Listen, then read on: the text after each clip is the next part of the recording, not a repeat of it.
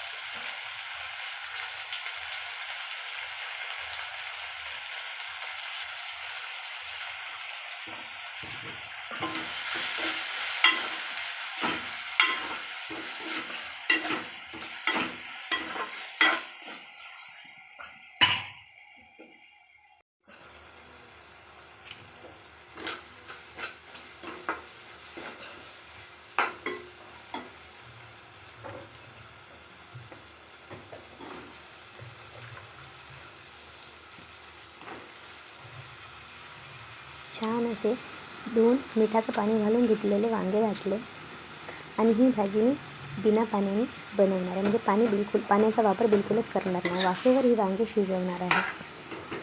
तेलामध्ये वाफेवर ही वांगे शिजवायची, खूप मस्त भाजी लागते। गॅस मंद गॅसवर छान भाजी शिजवून घ्यायची। कसुरी मेथी घातली, कसुरी मेथीने चव छान येते। मसाले नाही वापरत म्हटलं, पण मी कसुरी मेथी घातली। मेथीमुळे भाजीला मस्त अशी चव येते।